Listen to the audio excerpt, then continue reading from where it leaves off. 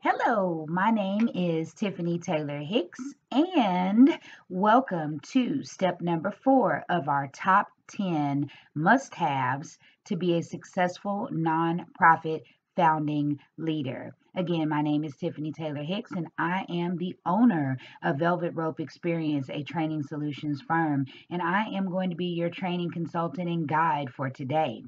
So, we are going to be talking about something super important to nonprofit organizational leaders, and it is your team. A lot of you guys consider your team to be your board members, but there are more components to your team than just your board members, and we are going to be talking about that today. So, remember, in the previous videos, I've mentioned to you guys that as a nonprofit leader, you are a business leader. You have to have a mindset of being able to go out and acquire funds for your organization, and thinking and utilizing business acumen is super important. Why am I saying that to you now? Because just as with anything that involves money, you want to make sure that you are building the right team. You want to be building a money making team or a money raising team that is so vital to the success and sustainability of your organization. So let's just go ahead and get started.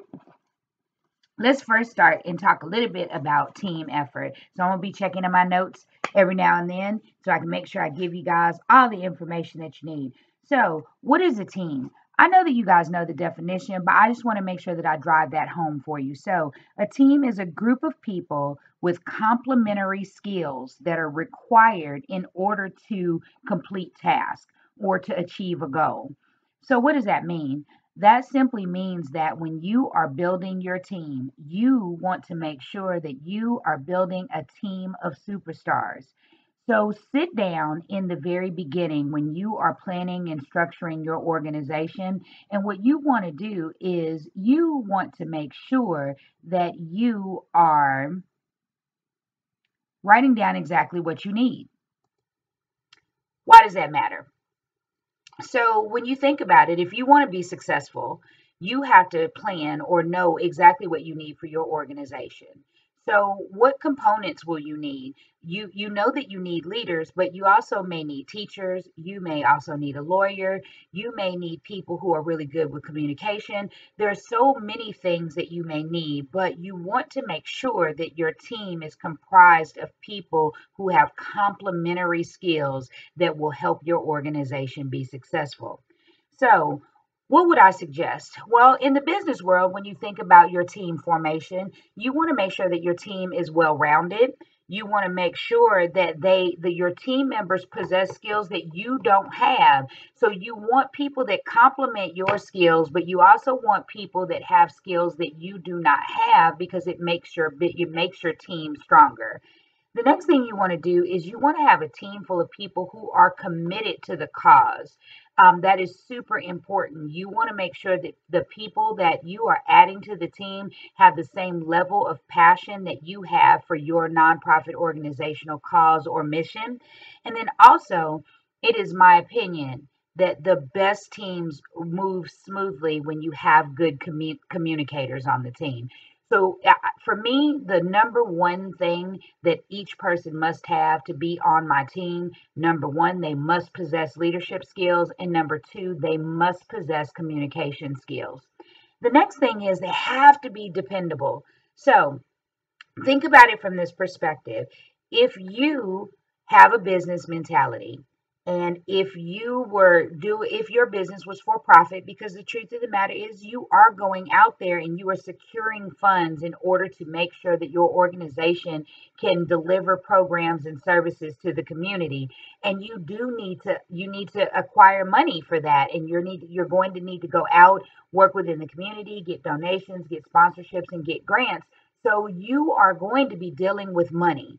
And if you are dealing with money, don't you want to make sure that you have the right team around you to help you with, number one, making the decisions on where the money is going to be delegated to, and then number two is going to be the next important thing is making sure that you have a system of checks and balances as it relates to what is happening with the money functionally. What are you doing? How are you operating? Are you utilizing your budget as you should? Are you putting the money into the programs as you should? So why do I say that? I say that because it's super important for you to know, because a lot of nonprofit organizations start their board with the minimum of three, and they start it with people that they know. They may start it with their cousin, they may start it with their mom, they may start it with one of their kids. But the thing with that is that, are those the right people for your team? I'm not saying that they aren't. But what I am saying is, be very careful about surrounding yourself with people who are only going to tell you what you want to hear. You want to have a team full of people who understand that your vision and your mission is to help people in the community. That is what you are tasked with. That is what your board should be governing. They should be making sure that you are doing what you promised you would do in the community through your programs and your services, and that the money that you are bringing into the organization is being used to fund just that. So, with that being said, not saying that it's not okay for you to have board members that are related to you. That is understandable. But what I challenge you guys with is to question: are they the right people for the job, or are you putting them on the board just because you know that they will be loyal to you? Loyalty is excellent, but loyalty is not good when it is not helping you with sustaining your organization. So that's building a team. Building a team in any situation, whether it's for profit, nonprofit, whether it is just you playing a sport, anytime that you build a team, you want to make sure that you are setting yourself up to be successful. And you want to make sure that the people that are on your team have the skills that you need to accomplish the goals and the task. And in this case, it is to make sure that your organization is sustainable and that it is delivering exactly what it promises it will through with its mission and its vision, and that is going to happen through your programs and your services. So let's talk a little bit more now about board, right? Because we talked about team, and I want to take it back for just a second. When I talk about team, I want to make sure that you understand that your board is not the only part of your team. Your team is going to be made up of board members, staff members, volunteers, as well as advisors. And then the truth of the matter is that some of the people that are in your community, they are going to be members of your team because they will volunteer, they will support, they will be brand ambassadors. And you still want to make sure that you are selecting those people and being very selective in those who you allow to engage and help you with accomplishing your goals. So now let's go ahead and move on to board members. Now, you guys already know that the minimum in almost every state for board members is three. There is no exact maximum. Most people suggest that you have an odd number. The reason for that is in the case of, excuse me, in the case of a tiebreaker, if you have an odd number, it is easier for voting purposes for an odd number to be able to break a tie. But there are some advantages and disadvantages to having large boards. So, one of the advantages to having a large board is that you have the ability to have more of the voice of the community available to you or being represented on your board. Additionally, you have more people that would be able to assist you with fundraising, sphere of influence. You also have more people that would be available for you to delegate tasks to as it relates to the operation of the organization. Some of the disadvantages, however, are when your board gets too large, there might be people whose voice is not heard. Also, there may be some bottlenecking as it relates to getting programs or getting processes approved, or getting any. Let's say that you have something that needs to be voted on, and you have to take it to the board. it may take a little bit longer when you have larger groups of people that have to sift through information, and make a decision. So just, and also understand that as the leader or the president of the organization or the founder of the organization, having a larger board means more personalities for you to be able to have to manage. So just consider when you are putting together your board, what is manageable for you? What number of people makes logical sense for you to be able to manage, but also for you to be able to accomplish the goals of your organization? So the next thing is, don't forget that however many board members you're going to have, you want to make sure that that is in your bylaws. And then also don't forget that you have the ability to change your board if your board is not effective. So if in your bylaws you have that you switch out your board members every 6 months or every year or every 5 years, just remember that that is the time for you to do a reevaluation. You want to make sure that the people on your board or on your team are being effective and they are carrying out the tasks that are delegated to them. They should be helping you with growing your organization and making your organization sustainable. So, let's talk a little bit about the job and the responsibility of board members. So, your board is there to assist you with the operational activities of your organization. Very specifically, they are responsible for assisting you with strategic planning as well as fundraising. It is so important for you guys to grasp the fact that your board members should be helping you with sustaining and growing your organization. If they are not helping you with strategically planning for the next year or strategically planning for events or helping you with planning for fundraising, then they are not doing what their job and responsibility is. And you want to consider, maybe you may want to set better expectations, or maybe you may need to send them through training, or maybe you need to sit down and just have a heart to heart talk and tell them exactly what you need from them in order for you guys to be successful. The next thing is, your board members should be willing to invest in your organization, meaning that doesn't always have to be money, but they should be willing to invest resources, vital resources. That means they should be willing to invest time, money, or contacts that they have. And what does that mean? That means that if they have, if you are doing fundraising, there's absolutely nothing wrong with requiring that your board members be responsible for a certain amount every year, or a pledge of a certain amount every year. There's also nothing wrong with you telling your board members exactly how many hours per month you expect them to give to the organization. Additionally, it's also a good idea for you to expect your board members to be able to provide you with resources that, or contacts that are within the community, or contacts of people who wouldn't mind sponsoring or donating money.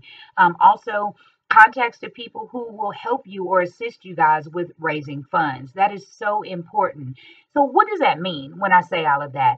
Basically, that means that your board members should be willing to utilize their influence, or the sphere of influence that they have as it relates to the community, their family members, or just the people that they know, whether it's at their job or whether it's at their church. They should be willing to share that information or those resources with you so that you can grow your organization. They should also be dedicated and committed to your cause. That is so important. So you want to have board members that understand your cause. It doesn't mean that they have to have been through it or lived through it, but they have to understand the passion in which you have for your cause. And they also need to be able to help you with evangelizing your vision and your mission. And that was we talked about vision and mission and core values in step number 2. But just knowing that they should be the embodiment of your core values, because your core values speak to the culture of your organization. So, just to recap, I want to make sure that you guys understand that the main point for your board members is to help you with the operational activities of your organization. They are expressly should be helping you with strategic planning and keeping and making sure that your organization is sustainable. They should be helping you with making decisions on where the money should be distributed, and they should also be making sure that you are fiscally doing exactly what you say you will do with the money that you receive from your donors and your sponsors and anyone who is involved in the organization. So let's go ahead and move on to the next point. The next point is leadership. All right. It is going to be super hard for you to have a board or have a team of people who do not fundamentally understand leadership. So let me make sure that I talk to you guys about what to expect. You want to make sure that you are fortifying your organization with leaders who understand how to lead by example, or leaders who embody your definition of leadership. So I'll give you an example. My definition of leadership is a person who can lead with integrity, a person who is a good communicator, a person who is accountable for their actions, and then also a person who leads by example. So a leader doesn't ask anything of his followers that they are not willing to do themselves. And so that is so important as you talk about board members or advisors as well as volunteers. You want to make sure that they are leaders and that they truly understand what it means to lead. Being a leader is a position of power, but it is also something that is very delicate because you really have to trust a leader to make sure that they are going to guide your people or guide your organization in the correct way and in the right direction. So, one of the main things that I want to make sure that I share with you guys as it relates to team, board members, as well as leaders is it is so important that you interview your board members, interview your advisors, interview anyone that is going to be participating in your organization. And why do you want to do that? Because remember, you are a business leader and you have to ask yourself this question. If you were running a business, which you are, would you hire anybody off the street that you had not interviewed or asked a series of questions to find out if they were a good fit for your organization? Of course you wouldn't. So in your nonprofit, you want to have an interview process, develop interview questions, make sure that you are qualifying the people that you are adding to your team to make sure that they can add value, benefit, and then also make you guys a success. So when you interview people, know that professionals are absolutely the best for you to have on your board because they bring a level of expertise and they bring a level of acumen to your board or to your advisory team. So consider teachers, business owners, politicians, community leaders, as well as lawyers. Now, that doesn't mean that you can't consider others, but what I want to tell you is that those are professions that can add a large amount of value to your board or as well as to your advisory team. Also, remember that being on your board is an absolute honor. You should know that. Why is that? Because you are offering something to people on your board. What is that? You are offering them the opportunity to, number one, be seen as a leader in the community. Number two, you are offering them credibility and you are helping them with honing their expertise in the nonprofit realm. Remember, anyone on your board has the ability to put that on their resume, and that matters. That is something that is helping them with personal as well as business or career development, and that is a vital part of growth. The next thing you want to know is make sure that you are selecting people that to be on your board or to be on your advisory team, that they are willing to put some skin in the game with you, meaning that they have a level of integrity that they measure up to, and they want to make sure that your organization is successful because when they attach their name to it, they are attaching their reputation. And that means that they want to see your organization organization be successful, because anything that they attach their name to, they want it to be successful as well. So that is really what I had for you guys today when talking about team, board members, as well as leadership. The final note that I wanted to give to you guys is, in the event that you are not able to get people to make a time commitment as it relates to being on your board, don't count them out. Make sure that you ask them if they would be willing to be an advisor, because advisors are just there for you to help you with answering questions and to give you their level of expertise.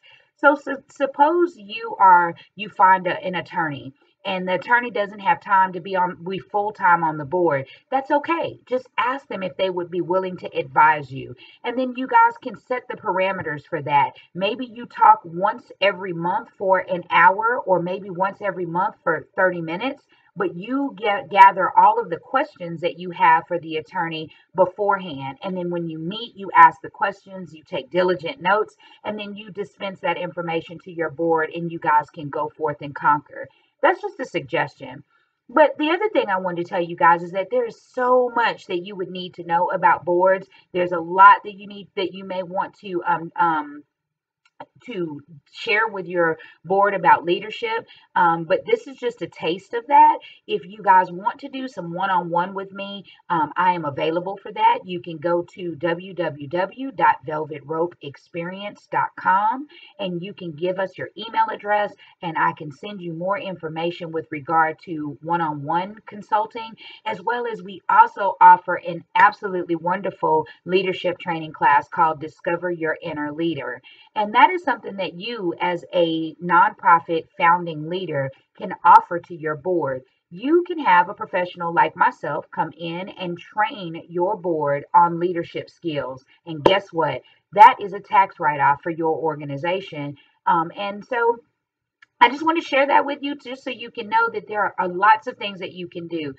You can contact me, and I can talk to you more one-on-one about how to create a board, how to build a team, what things that you need. But you can also, if you have a good board and you just need to expand on their leadership skills, then you also have the ability to hire us for coming in and training your team. We also do customized leadership training. So if there's something very specific that you would like for your team to have, or if you would like for us to build a training that is customized for you and your organization that speaks specifically to your leaders, we do that as well. So again, my name is Tiffany Taylor Hicks, and I am the CEO and founder of Velvet Rope Experience Training Solutions. And I am also the co-founder of the nonprofit Networking Cafe. And I am so excited to be able to come and bring this information to you guys today. So that is the end of step number 4, which is building your teams. And I will see you guys when we get to step number 5. But until then, I'd like to let you guys know, as it was and as it will be, it is always about the experience. And you guys have a good day.